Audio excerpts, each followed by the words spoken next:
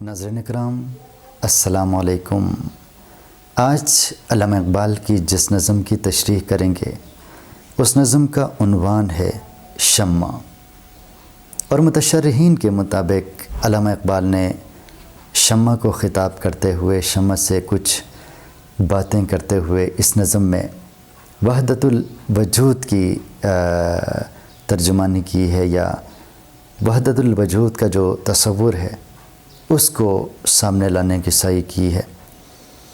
یاد رکھیں، وحدت الوجود کا جو تصور ہے اس کا مفہوم یہ ہے کہ کائنات میں کوئی بھی چیز اللہ سے الگ نہیں ہے، کائنات کی ہر چیز اللہ تعالیٰ کا حصہ ہے، یہ تمام کائنات ایک ہی ہے، کوئی چیز ایک دوسرے سے جدا نہیں ہے۔ تو آئیے نظم کا آغاز کرتے ہیں۔ بزم جہاں میں بھی ہوں اے شمع درد مند، فریاد درگرا صفت دانہ سپند۔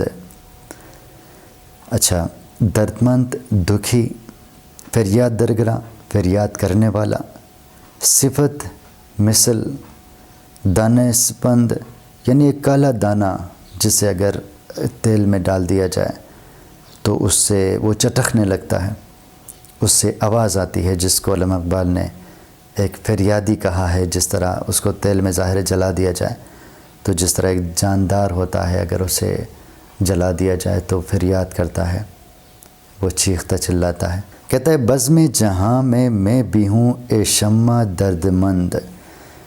شمع سے کہتا ہے کہ اے شمع، دنیا کی محفل میں بھی کافی دکھی ہوں، کافی درد مند ہوں۔ فریاد درگرا صفت دانہ سپند، کہتا ہے میں بھی ایک فریادی ہوں، جس طرح یہ ہرمل کا دانہ ہوتا ہے، جب اسے تیل میں ڈال دیا جائے، جلتی تیل میں، تو وہ چٹکنے لگتا ہے، وہ فریاد کرنے لگتا ہے۔ میں بھی اس دانے کی طرح اس دنیا میں جو ہے فریادی ہوں، فریاد کرنے والا ہوں۔ دی عشق نے حرارت سوز دروم تجھے، اور گل فروش اشک شفق گوں کیا مجھے۔ اچھا، حرارت گرمی کو کہتے ہیں، سوز دروں اندرونی آگ، گل فروش پھول فروخت کرنے والا، پھول بیچنے والا، اشک شفق گوں، یاد رکھیں شفق شام کے وقت، جو سورج ڈوبنے کے وقت آسمان پر جو سرخی ہوتی ہے اس کو شفق کہتے ہیں۔ اس کو ملا کے اگر ہم پڑھیں تو اشک شفق گوں کا مطلب ہے سرخ رنگ کے آنسو، اور مطلب یہ ہے کہ خون کے عنصر ہونا۔ کہتا ہے دی عشق نے حرارت سوز درون تجھے، کہتا ہے محبت نے، عشق نے تجھے اندرون جلنے کی حرارت دی ہے، یعنی تم خاموشی کے ساتھ جلتے رہتے ہو۔ اور گل فروش عشق شفق گوں کیا مجھے، اور کہتا ہے کہ مجھے جو ہے نا فطرت نے، مجھے عشق نے خون کے آنسوؤں کا پھول بیچنے والا بنا دیا ہے۔ مطلب اس کا یہ ہے کہ اے شمع، آپ تو ایسے انداز سے جلتے ہو کہ آپ کا جو آگ ہے وہ اندر رہتا ہے، اور میں ایسا ہوں، کہتا ہے میں خون کے آنسو روتا رہتا ہوں، میں سرخ آنسو، خون کے آنسوؤں کا پھول بیچنے والا ہوں، یعنی میں خون کے آنسو رو رہا ہوں۔ ہو شمع بزم عیش کے شمع مزار تو، ہر حال اشک غم سے رہی ہم کنار تو۔ بزم عیش، عیش کی محفل، شمع مزار، قبر پر جلنے والی شمع، اشک غم، غم کے آنسو، ہم کنار، ہم آغوش۔ کہتا ہے کہ اے شمع، آپ اگر عیاشی کی محفل میں جلتی رہو، یا پھر کسی قبرستان میں سوگوار ماحول میں آپ جلو، ہر حال میں کہتا ہے کہ آپ کی آنکھوں سے غم کے آنسو بہتے رہتے ہیں۔ یک بین تیری نظر صفت عاشقان راز، میری نگاہ مایہ اشوب امتیاز۔ یکبیں، ہر چیز کو ایک نظر سے دیکھنے والا، صفت کی طرح عاشقان راز، حقیقت کے عاشق اللہ تعالیٰ کے جو عاشق ہوتے ہیں، اور میری نگاہ مایا سرمایہ، اشوب فتنہ، امتیاز فرق کرنے والا، ممتاز کرنے والا۔ کہتا ہے یک بین تیری نظر صفت عاشقان راز، کہتا ہے اے شمع آپ کی خوبی یہ ہے کہ آپ ہر چیز کو ایک نظر سے دیکھتے ہو، کسی بھی چیز میں آپ تمیز نہیں کرتے۔ یعنی آپ اگر عیاشی کی محفل میں چلو، آپ چاہے مزار میں چلو، جہاں پہ بھی آپ کو رکھی جائے، جہاں پہ بھی آپ کو روشنی کے لیے استعمال کیا جائے، آپ ایک جیسے انداز سے روشنی دیتی ہو، ایک جیسے انداز سے ہر چیز کو دیکھتی ہو۔ میری نگاہ مائے اشوب امتیاز، لیکن کہتا ہے میری نظر ایسی نہیں ہے، میری نظر جو ہے ہر چیز کو امتیاز کے ساتھ دیکھتی ہے، میری نظر جو ہے فتنہ امتیاز کا سرمایہ ہے۔ اس کا مطلب یہ ہے کہ میں ہر چیز کو ایک نظر سے نہیں دیکھ سکتا، مجھ میں یہ خوبی نہیں ہے، میں امتیاز کرتا ہوں، میں فرق کرتا ہوں۔ جیسا کہ ظالم کو میں الگ نظر سے دیکھتا ہوں، غریب کو الگ نظر سے دیکھتا ہوں، مالدار کو الگ نظر سے دیکھتا ہوں، میں جو ہے آپ کی طرح یکبین نہیں ہوں۔ کعبے میں بت قدے میں ہے یکساں تیری ضیا، میں امتیاز دیر و حرم میں پھنسا ہوا۔ اسی خیال کو ذرا اور بھی خوبصورت انداز میں علامہ اقبال نے پیش کیا ہے۔ کہتا ہے کہ کعبے میں بت قدے میں، بت قدہ بت خانہ، یکساں ایک جیسا، تیری ضیا تیری روشنی، میں امتیاز فرق کرنا، دیر بت خانہ، حرم کعبہ۔ کہتا ہے کعبے میں بت قدے میں ہے یکساں تیری ضیا، اے شمع آپ کی یہ خوبی ہے کہ آپ چاہے آپ کو کعبے میں رکھا جائے، چاہے بت قدے میں آپ کو روشنی کے لیے استعمال کیا جائے، ہر جگہ آپ یکساں طریقے سے روشنی دیتے ہو۔ یہ نہیں ہے کہ آپ کو جو ہے عیاشی کی محفل میں رکھی جائے تو آپ زیادہ روشنی دے دو، اور آپ کو قبرستان میں اگر آپ کو روشنی کے لیے رکھی جائے تو وہاں پر آپ کی روشنی کم ہو، یا اس طرح آپ کو بت قدے میں رکھا جائے تو وہاں پہ آپ روشنی نہ دو، یا آپ کو کعبے میں رکھا جائے تو وہاں پہ آپ کی روشنی زیادہ ہو۔ ایسا نہیں ہے، آپ کو جہاں بھی ہم روشنی کے لیے استعمال کریں، آپ کو جہاں بھی رکھی جائے وہاں پر یکساں آپ روشنی دیتے ہو۔ لیکن میں جو ہوں، میں امتیاز دیر و حرم میں پھنسا ہوا، میں انسان ہونے کی حیثیت سے جو ہے دیر و حرم میں امتیاز کرتا ہوں، فرق محسوس کرتا ہوں، بت خانہ اور کعبہ میں فرق کرتا ہوں، اور اسی امتیاز میں پھنس چکا ہوں۔ میں یکساں طریقے سے ہر جگہ اپنے فرائض انجام نہیں دے سکتا۔ ہے شان آہ کی تیرے دود سیاہ میں، پوشیدہ کوئی دل ہے تیری جلوہ گاہ میں۔ شان آہ کی کیفیت، افسوس کی کیفیت، دود سیاہ کالا دھواں، پوشیدہ چھپا ہوا، جلوہ گاہ نمائش کی جگہ۔ کہتا ہے اے شمع جب ہم آپ کو غور سے دیکھتے ہیں تو جو تیرا کالا دھواں ہے اس کو دیکھ کر ایسا لگتا ہے کہ آپ آہیں بھر رہے ہو۔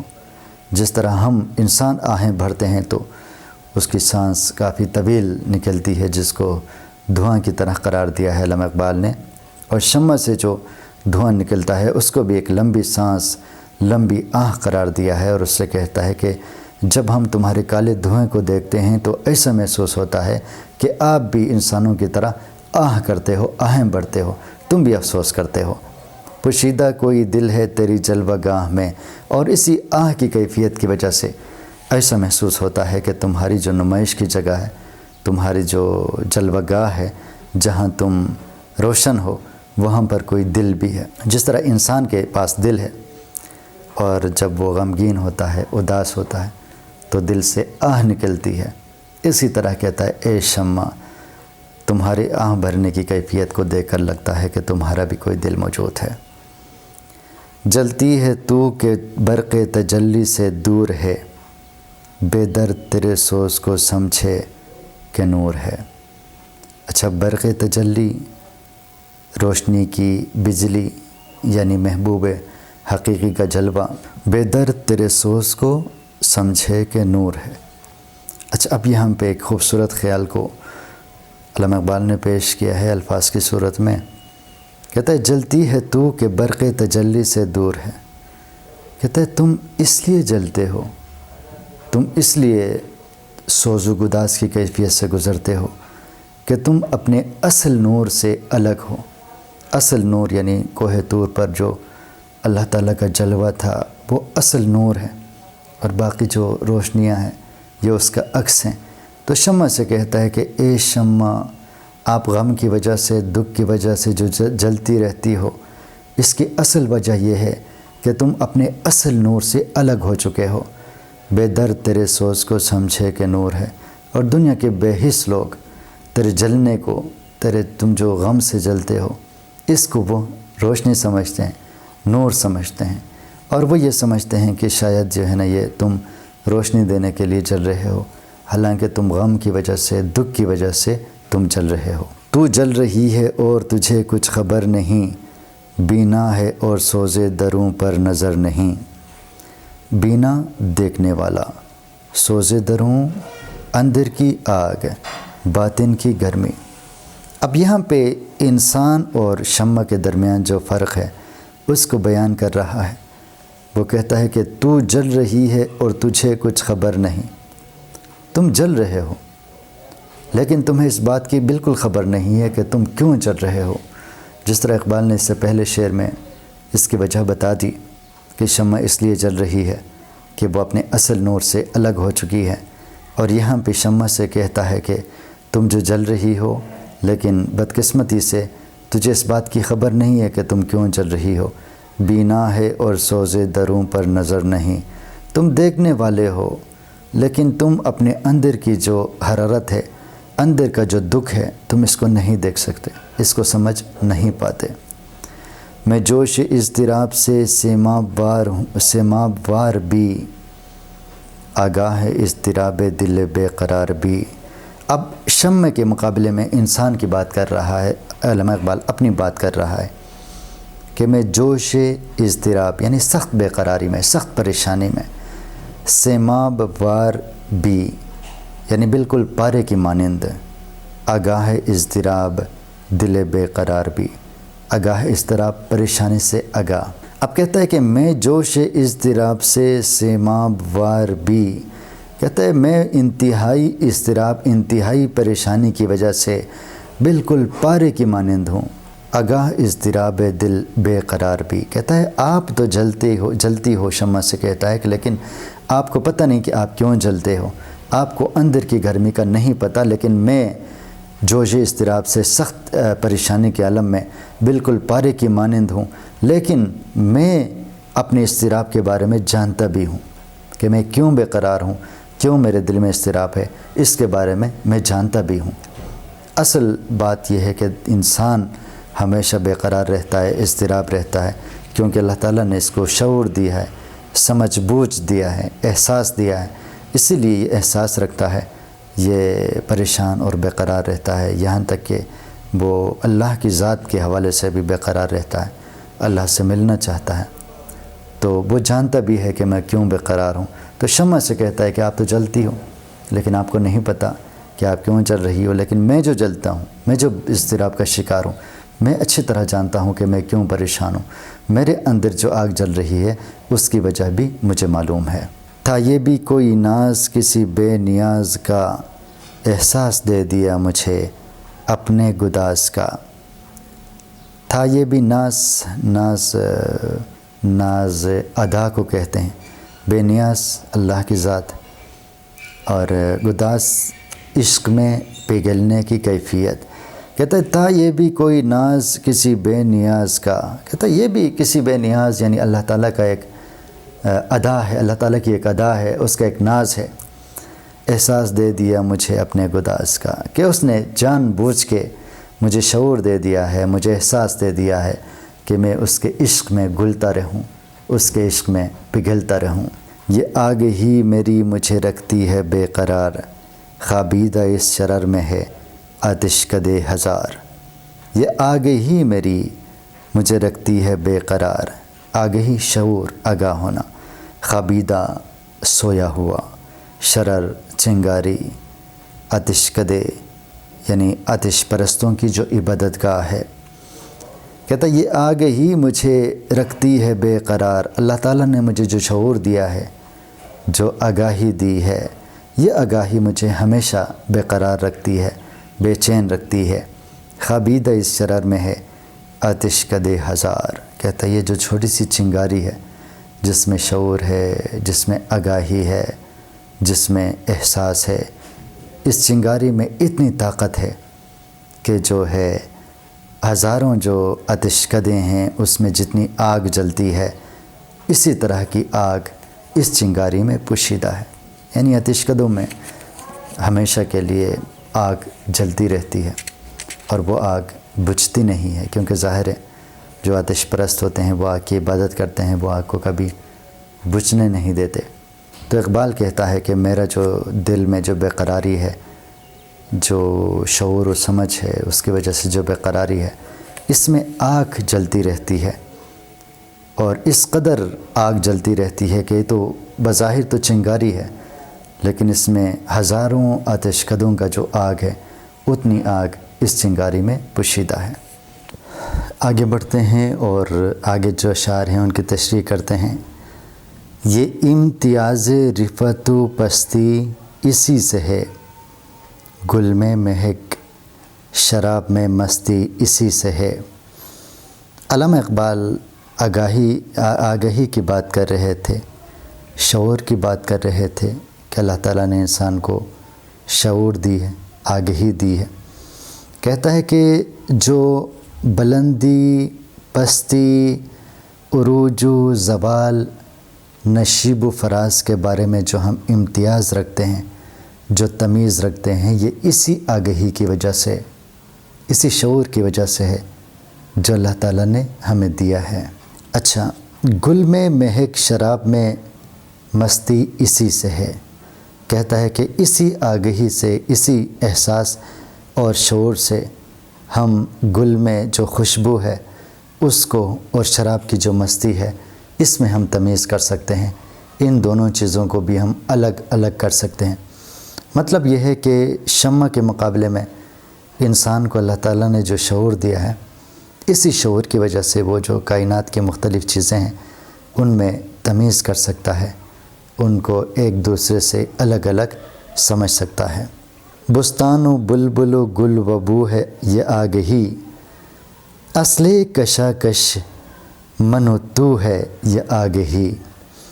بستان باغ کو کہتے ہیں، اور گل پھول کو کہتے ہیں، بو خوشبو کو کہتے ہیں، آگہی شعور کو کہتے ہیں، اصل بنیاد کو کہتے ہیں، اور کشاکش کھینچا تانی یا کشمکش، من و تو میں اور تم۔ اچھا، کہتا ہے کہ ہم باغ کے بارے میں جانتے ہیں، بلبل، پھول، خوشبو جو ہے، ان کے بارے میں ہم اسی آگہی کی وجہ سے جانتے ہیں۔ یہی آگہی، یہی شعور باغ بھی ہے، بلبل بھی ہے، پھول بھی ہے، خوشبو بھی ہے۔ اور کہتا ہے کہ میں اور تو کی جو کشمکش ہے، یہ بھی صرف اور صرف آگہی کی وجہ سے، آگہی کی وجہ سے میں خود کو جانتا ہوں، آگہی کی وجہ سے میں تمہیں الگ طریقے سے جانتا ہوں کہ تم ہو، میں ہوں۔ صبح ازل جو حسن ہوا دلستان عشق، آواز کن ہوئی تپش آموز جان عشق۔ صبح ازل یعنی وہ زمانہ جس کی ابتدا نہ ہو، یعنی شروع سے بھی پہلے، یوں سمجھ لیتے ہیں کہ کائنات بننے سے بھی پہلے حسن ہوا دلستان عشق، دلستان دل لینے والا، محبوب۔ آواز کن ہوئی تپش آموز جان عشق۔ اچھا، یہاں پہ تپش گرمی کو کہتے ہیں، آموز جان عشق یعنی عشق کی تڑپ سکھانے والا۔ کہتے ہیں صبح ازل جو حسن ہوا دلستان عشق، آواز کن ہوئی تپش آموز جان عشق، کہتے ہیں کائنات بننے سے پہلے جو حسن کے دل میں یہ بات آئی کہ میں کسی کو محبوب رکھوں، تو اس وقت عشق کی تڑپ سکھانے کے لیے کن کی آواز آئی، اور کن سے پھر تمام کائنات، تمام انسان بن گئے۔ اس کا مطلب یہ ہے کہ اللہ تعالیٰ نے جو کائنات انسان کو بنا رہا تھا، اس وقت اس کے دل میں یہ آئی کہ میں ایک ایسی ذات ہوں جس کو سجدہ کرنے والا، جس کی خوبیاں بیان کرنے والا، جس سے محبت اور عشق کرنے والا کوئی تو ہو۔ لہٰذا اسی مقصد کے لیے اس نے کن کہا اور فیکون، اور پھر انسان کی تخلیق ہوئی، اور انسان اس کے ایک چاہنے والے، اس کی عبادت کرنے والے، اس کے سامنے سر جھکانے والے پیدا ہو گئے۔ یہ حکم تھا کہ گلشن کن کی بہار دیکھ، ایک آنکھ لے کے خواب پریشاں ہزار دیکھ۔ گلشن کن، گلشن چمن کو کہتے ہیں، کن جو ہو جا، کن ہو جا، یعنی جو اللہ تعالیٰ نے جب حکم دیا کہ ہو جا، اس سے جو گلشن وجود میں آ گئی، یہ دنیا وجود میں آ گئی جس میں رنگ رنگ کے انسان ہے، تو کہتا ہے اب اس کی بہار دیکھو، اس کی خوبصورتی دیکھو۔ ایک آنکھ لے کے خواب پریشاں ہزار دیکھ، اور وہی انسان جس کو اللہ تعالیٰ نے کن کہہ کر تخلیق کیا تھا، اب اس کی ایک آنکھ میں جو ہے ہزاروں پریشان خواب ہیں۔ اقبال یہ کہنا چاہتے ہیں کہ جو کچھ دنیا کی زندگی ہے یہ ایک خواب کی طرح ہے، اور جاگ جائیں گے تب جب ہم اللہ سے دوبارہ ملاقات کریں گے۔ ابھی ان آنکھوں سے جو اللہ تعالیٰ نے ان کو تخلیق کی ہے، ہزاروں پریشان خواب دیکھ رہے ہیں۔ یہ زندگی ایک خواب کی طرح ہے۔ مجھ سے خبر نہ پوچھ حجاب وجود کی، شام فراق صبح تھی میری نمود کی۔ اچھا، حجاب وجود زندگی کا راز، شام فراق جدائی کی شام، میری نمود میری پیدائش۔ اچھا، جس طرح ہم نے شروع میں کہا کہ اس میں وحدت الوجود کا تصور موجود ہے، تو اسی میں بھی اقبال یہ بتانے کی کوشش کرتے ہیں کہ اللہ نے ہمیں خود سے الگ کر کے تخلیق کیا، اصل میں ہم ایک ہیں۔ کہتا ہے کہ مجھ سے خبر نہ پوچھ حجاب وجود کی، کہتا ہے مجھ سے زندگی کے وجود، جو زندگی ہے، اس کے حجاب کے بارے میں، اس کے پردے کے بارے میں، اس کے راز کے بارے میں بالکل مت پوچھنا۔ اللہ نے ہمیں جو تخلیق کیا ہے، جو زندگی دی ہے، اس کے پردے کے بارے میں یا اس راز کے بارے میں مجھ سے مت پوچھنا۔ شام فراق صبح تھی میری نمود کی، جب اللہ نے میری پیدائش کی، مجھے تخلیق کیا، تب میرے لیے یہ فراق کی شام تھی، جدائی کی شام تھی۔ میں اپنے رب سے الگ ہو گیا، ورنہ میں اپنے رب کے ساتھ ایک تھا۔ انہوں نے مجھے پیدا کر کے ایک خاص عرصے کے لیے مجھے خود سے الگ کر دیا۔ وہ دن گئے کہ قید سے میں آشنا نہ تھا، زیب درخت طور میرا آشیانہ تھا۔ اچھا، زیب رونق کو کہتے ہیں، درخت طور، کوہ طور کی پہاڑی کا درخت جہاں پہ حضرت موسیٰ نے اللہ کا جلوہ دیکھا تھا، اور میرا آشیانہ تھا، میرا گھر تھا۔ کہتے ہیں وہ دن گئے کہ قید سے میں آشنا نہ تھا، جب میں اللہ تعالیٰ کے ساتھ تھا، جب میں پیدا نہیں ہوا تھا۔ کہتے ہیں میں اس قید سے بالکل آگاہ نہ تھا۔ علامہ اقبال اس دنیا کی زندگی کو ایک قید سے تعبیر کرتے ہیں، ایک جیل خانہ سے تعبیر کرتے ہیں۔ کہتا ہے پیدائش سے پہلے جب اللہ تعالیٰ نے کن نہیں کہا تھا، میں پیدا نہیں ہوا تھا، تب میں اللہ سے جدا نہ تھا، اور اس وقت میں اس قید سے، جو اب میں قید ہوں اس دنیا میں، اس سے میں آگاہ نہ تھا۔ زیب درخت طور میرا آشیانہ تھا۔ کہتا ہے اس زمانے میں جب میری تخلیق نہیں ہوئی تھی، تو کہتا ہے کہ میں کوہ طور کا جو درخت تھا اس کی رونق، اس کی بزم میرا گھر تھا۔ یہاں سے مراد وہ وقت ہے جب انسان پیدا نہیں ہوا تھا، اور اقبال کا یہ موقف ہے کہ تب اللہ اور انسان ایک ہی تھے۔ قیدی ہوں اور قفس کو چمن جانتا ہوں میں، غربت کے غم کدے کو وطن جانتا ہوں میں۔ قفس پنجرے کو کہتے ہیں، قید خانے کو کہتے ہیں، اور غم کدہ غم کی جگہ، دکھ کی جگہ۔ اب کہتے ہیں قیدی ہوں، میں ایک بالکل قیدی ہوں اس دنیا میں، اور قفس کو چمن جانتا ہوں میں۔ اس دنیا میں مجھے قید کر لیا گیا ہے، اور میں کتنا بے وقوف ہوں، کتنا ناسمجھ ہوں کہ میں اس قید خانے کو اپنا وطن جانتا ہوں، میں اس کو وطن گردانتا ہوں، اور مجھے ایسا محسوس ہوتا ہے جیسے میں ہمیشہ کے لیے اس دنیا میں آیا ہوں، حالانکہ یہ میرے لیے قید خانے کی طرح ہے۔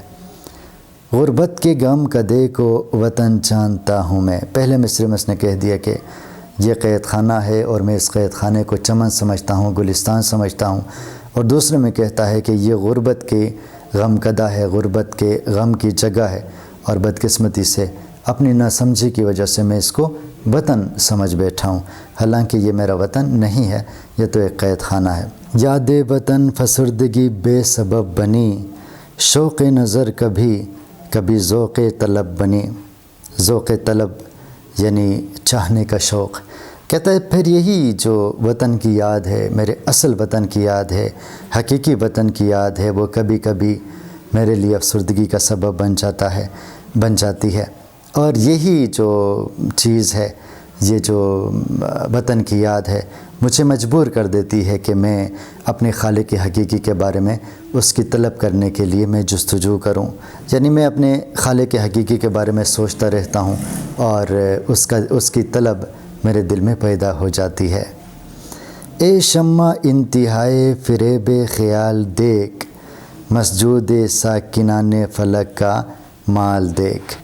اور اس میں شمع کو دوبارہ اقبال پکارتے ہیں، کہتے ہیں کہ اے شمع، آپ جو فریب خیال ہے، میرے خیال کا دھوکہ ہے، اس کے انتہا کو دیکھیے کہ میرا خیال فریب کس انتہا کو پہنچ چکا ہے۔ مسجود ساکنان فلک کا مآل دیکھ۔ مسجود ساکنان فلک آسمان کے رہنے والے، مسجود یعنی جس کو فرشتوں نے سجدہ کیا، ساکنان فلک فرشتوں کے لیے استعمال ہوا ہے، مال انجام۔ کہتے ہیں مسجود ساکنان فلک کا مآل دیکھ، اے شمع میرے خیال کی فریب کو دیکھیے کہ میں کس حالت میں ہوں، قید خانے کو گھر سمجھ بیٹھا ہوں، اور جو فرشتوں کا میں مسجود تھا، اب میرا انجام دیکھ، میری حالت دیکھ، میری کیفیت دیکھ کہ میری کیا حالت ہو گئی ہے، میں اپنی اصل چیز کو بھلا چکا ہوں۔ مضمون فراق کا ہوں، ثریا نشاں ہوں میں، آہنگ طب ناظم کون و مکاں ہوں میں۔ مضمون فراق یعنی جدائی کا مضمون، اور ثریا نشاں یعنی ستاروں سے بلند مقام والا، آہنگ یعنی آواز، اور یہ باہم ایک ہونے کو کہتے ہیں، جس طرح کہتے ہیں ہم آہنگی، اور باہم ایک ہونے کو بھی کہتے ہیں، اتفاق کو ایک ساتھ ہونے کو جیسے کہتے ہیں کہ ہم آہنگی، اتفاق، ساتھ رہنا۔ طبع مزاج، طبیعت، ناظم انتظام کرنے والا، کون و مکان کائنات۔ ناظم کون و مکان کا مطلب ہے کائنات کا انتظام کرنے والا۔ کہتا ہے مضمون فراق کا ہوں میں، کہتا ہے جدائی کا مضمون ہوں، جدائی کی تحریر ہوں، یعنی اپنے رب سے جدا میں ہو چکا ہوں، حالانکہ ثریا نشاں ہوں میں، میرا مقام ثریا سے بھی بلند ہے، ستاروں سے بھی بلند ہے۔ آہنگ طب ناظم کون و مکاں ہوں میں، یعنی میں اپنے رب کے مزاج کے ساتھ یا اپنے خالقی حقیقت کے ساتھ ہم آہنگ ہوں، اس کے مزاج کے مطابق ہوں۔ باندھا مجھے جو اس نے تو چاہی میری نمود، تحریر کر دیا سر دیوان ہست و بود۔ باندھا مضمون پیدا کیا، جیسے ہم کہتے ہیں کہ شعر باندھا ہے، مضمون باندھا ہے، وغیرہ وغیرہ۔ باندھا مجھے جو اس نے چاہی میری نمود، نمود پیدائش، تحریر کر دیا سر دیوان، یعنی دیوان کے اوپر، دیوان شاعری کی کتاب کو کہتے ہیں، ہست بود کائنات، کہتا ہے باندھا مجھے جو اس نے تو چاہی میری نمود، کہتا ہے جب اس نے مجھے تحریر کرنے کا ارادہ کیا تو اس نے مجھے پیدا کر دیا، تخلیق کر دیا، اور تخلیق کرنے کے بعد تحریر کر دیا سر دیوان ہست بود، اس رب نے پھر جو شاعری کی کتاب ہے، جو دیوان ہے، اس کے اوپر میرا نام لکھ دیا۔ اس سے مراد یہ ہے کہ انہوں نے جو اس دنیا کی تمام مخلوقات ہیں اس میں مجھے سب سے زیادہ اہمیت دی اور مجھے اشرف المخلوقات بنایا۔ گوہر کو مشت خاک میں رہنا پسند ہے، بندش اگرچہ سست ہے، مضمون بلند ہے۔ یہ نظم میں آپ کو یہ بتا دوں کہ کافی مشکل ہے، اس کو سمجھنا، اس کی تشریح کرنا اتنا آسان نہیں ہے جتنا دیگر اس کی جو ابتدائی نظمیں ہیں۔ کہتا ہے گوہر کو مشت خاک میں رہنا پسند ہے، گوہر موتی کو کہتے ہیں، مشت خاک مٹھی بھر مٹی، اور بندش الفاظ کی ترکیب کو کہتے ہیں۔ مضمون کسی بھی چیز کا موضوع بلند ہے، اونچا ہے۔ کہتا ہے گوہر کو مشت خاک میں رہنا پسند ہے، یہ انسان کو اس نے موتی کہا ہے، کہتا ہے بہت قیمتی موتی ہے، لیکن عجیب بات یہ ہے کہ اس کو تھوڑی سی مٹھی بھر مٹی میں رہنا پسند ہے۔ یہ انسانی روح جو ہے یہ بہت قیمتی ہے، لیکن اس کو جو ہے نا انسانی جسم میں رہنا اچھا لگتا ہے، حالانکہ اس کی اصل جگہ یہ جسم نہیں ہے، مٹی سے بنا جسم نہیں ہے۔ بندش اگرچہ سست ہے، مضمون بلند ہے۔ یہاں پہ بندش الفاظ کی ترکیب سے مراد جسم ہے جو سست ہے، مطلب یہ ہے کہ جتنے بھی گناہ ہوتے ہیں وہ روح کی طرف سے نہیں ہوتے، وہ جسم کی طرف سے ہوتے ہیں۔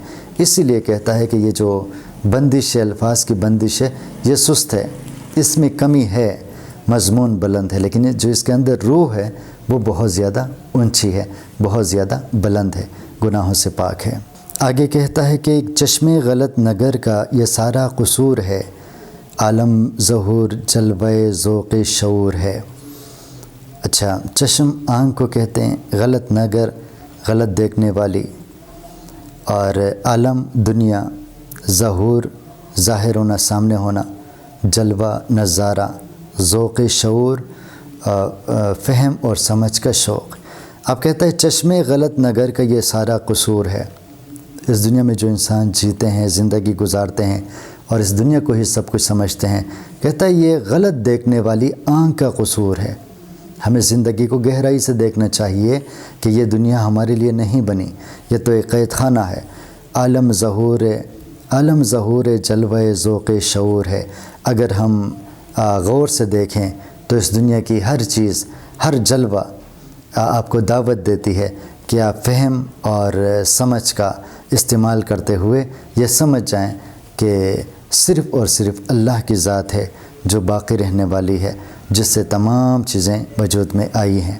مطلب یہ ہے کہ کہتا ہے کہ یہ جو دیکھنے والی آنکھ ہے اسی کا قصور ہے جو دنیا کو غلط نظر سے دیکھتی ہے۔ حالانکہ آپ اگر گہرائی سے دیکھیں، دل کی آنکھ سے دیکھیں تو دنیا کی ہر چیز آپ کو یہ بتاتی ہے، یہ دعوت دیتی ہے کہ یہ دنیا فانی ہے اور اللہ کی ذات ہی ہے جو ہر طرف اسی کے جلوے ہیں، وہی نظر آتی ہے۔ یہ سلسلہ زمان و مکان کا کمند ہے، طوق گلوئے حسن تماشا پسند ہے۔ اچھا، زمان و مکان کائنات، یعنی جہاں پہ زمانہ بھی ہے، جہاں پہ مقام بھی ہے، کمند پھندا، اور طوق گلے کا طوق، حسن تماشا پسند ہے۔ کہتا ہے یہ سلسلہ زمان و مکان کا کمند ہے، یہ وہ انسانوں کا سلسلہ ہے، یہ اس دنیا میں ایک پھندے کی طرح ہے۔ زمان و مکان نے ہمیں بالکل قید کر دیا ہے۔ طوق گلوئے حسن تماشا پسند ہے، اور یہی چیز اللہ تعالیٰ کو بھی پسند ہے کہ وہ چاہتا تھا کہ میں انسان کو پیدا کروں، تخلیق کروں، اور وہ اسی طرح دنیا میں رہے، اور پھر مجھے چاہے، اس کے دل میں میری شدید طلب ہو، اور پھر وہ مجھ سے ملنے کی جستجو کرے اور ذوق رکھے، اور پھر مجھ سے ملنے کے لیے بےتاب ہو۔ تو یہی تماشا کہتا ہے رب کو بھی پسند تھا۔ منزل کا اشتیاق ہے، گم کردہ راہ ہوں، اے شمع میں اسیر فریب نگاہ ہوں۔ کہتا ہے کہ منزل کا اشتیاق ہے، اشتیاق شوق رکھنے والا، گم کردہ راہ، اپنا راہ گم کر دینا، راہ سے بھٹکا ہوا۔ اچھا، اسیر قیدی، فریب نگاہ نظر کا دھوکہ۔ کہتے ہیں منزل کا اشتیاق ہے، میں وہ انسان ہوں جسے منزل تک پہنچنے کا بہت زیادہ شوق ہے، اپنے رب سے ملنے کا بہت زیادہ شوق ہے، گم کردہ راہ ہوں لیکن میں بھٹک چکا ہوں، میں اللہ کی طلب کو چھوڑ کر دنیا کی طلب میں گھر گیا ہوں۔ اے شمع میں اسیر فریب نگاہ ہوں، اے شمع میری بدقسمتی ہے کہ میں نظر کے دھوکے کا شکار ہو گیا ہوں۔ یہ دنیا جو صرف فریب نظر ہے، نظر کا دھوکہ ہے، میں اس میں قید ہو کر رہ گیا ہوں۔ سیاد آپ حلقے دام ستم بھی آپ، بام حرم بھی طائر بام حرم بھی آپ۔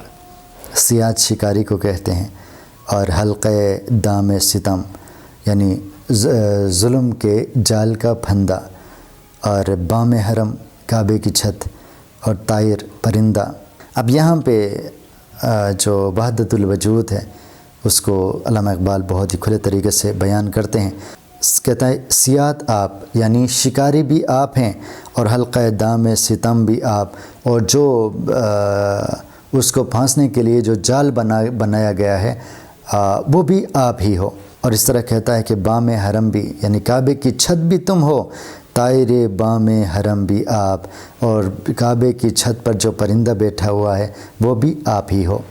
جس طرح ہم نے اس کو جاننے کی کوشش کی تھی کہ وحدت الوجود میں یہ تصور ہے کہ تمام کائنات ایک ہی ہے، یہ چیزیں ایک دوسرے سے جدا نہیں ہیں، اللہ کی تعالیٰ کی ذات بھی کائنات سے جدا نہیں ہے، اسی تصور کو بیان کر رہا ہے، اور کہتا ہے کہ تمام کائنات جو ہے یہ آپ کا حصہ ہے، چاہے کعبہ کا خانہ کعبہ ہے، چاہے کعبے کی چھت پہ پرندہ ہے، جو کچھ بھی ہے یہ ایک ہی ہے۔ علامہ اقبال یہ کہنا چاہتے ہیں کہ ہر وجود کی اصل ایک ہے، شکاری بھی وہی ہے، ظلم کا جال کا حلقہ بھی وہی ہے، کعبے کی چھت بھی وہی، اور اس چھت پر بیٹھا ہوا پرندہ بھی وہی ہے۔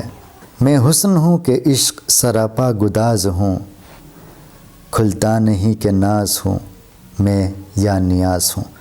ناز ادا اور نیاز جو ہے یہ عاشق کو کہتے ہیں۔ علامہ اقبال کہتے ہیں کہ بہت کچھ غور و فکر کرنے کے باوجود یہ بات سمجھ میں نہ آ سکی کہ میں اس دنیا میں آخر کیا ہوں، میری حقیقت کیا ہے۔ میں حسن ہوں یا جسم و جان کو پگھلا دینے والا عشق ہوں، میں محبوب ہوں یا میری حیثیت ایک عاشق کی سی ہے۔ آخری شعر میں کہتا ہے کہ ہاں اشنائے لب ہو نہ راز کہن کہیں، پھر چھڑ نہ جائے قصہ دارو رسن کہیں۔ اشنائے لب زبان پر آنے والی بات، اور راز کہن پرانے کو کہتے ہیں، راز پوشیدہ بات، پرانا راز، پھر چھڑ نہ جائے قصہ دارو رسن کہیں۔ دار سولی کو کہتے ہیں اور رسن رسی کو کہتے ہیں۔ آخری شعر میں انتہائی خوبصورت انداز میں علامہ اقبال نے منصور حلاج کی طرف اشارہ کیا ہے اور کہتا ہے ہاں آشنائے لب ہو نہ راز کہن کہی۔ کہتا ہے میرے جو زبان پر آنے والی بات ہے ایسا نہ ہو کہ وہ جو پرانا راز ہے وہ کھول نہ دے، پھر نہ چھڑ جائے قصہ دار و رسن کہی، اور پھر وہی قصہ دوبارہ نہ ہو جائے جس طرح منصور حلاج کو انالحق کے الزام میں پھانسی دی گئی تھی، اسی طرح جو ہے وہ قصہ دوبارہ زندہ نہ ہو جائے۔ وہ بھی جو ہے وحدت الوجود میں اتنا وہ گم ہو چکا تھا کہ اس نے کہنا شروع کر دیا انالحق انالحق۔ تو ناظرین اکرام یہ تھی نظم شمع، اس کی کچھ خاص باتیں آخر میں آپ کے ساتھ شیئر کرنا چاہتا ہوں۔ پہلی بات یہ ہے کہ علامہ اقبال کی جو ابتدائی نظمیں ہیں اس میں سب سے مشکل ترین نظم شمع ہے، جس میں بہت ہی گہرائی کے ساتھ کچھ خیالات کو بیان کیا گیا ہے، اور جس طرح خیالات بلند ہیں اسی طرح جو الفاظ ہیں وہ بھی کافی اعلیٰ الفاظ استعمال کیے گئے ہیں۔ دوسری بات یہ ہے کہ اس میں وحدت الوجود کا فلسفہ بیان کیا گیا ہے۔ اور تیسری بات یہ ہے کہ اس نظم کو پڑھ کر اس بات کا احساس ہوتا ہے کہ علامہ اقبال شروع ہی سے تصوف کا ذوق رکھتے تھے اور تصوف کی چاٹ رکھتے تھے۔ اس کے علاوہ اس نظم کی خاص بات یہ ہے کہ اس میں غالب کا انداز پایا جاتا ہے۔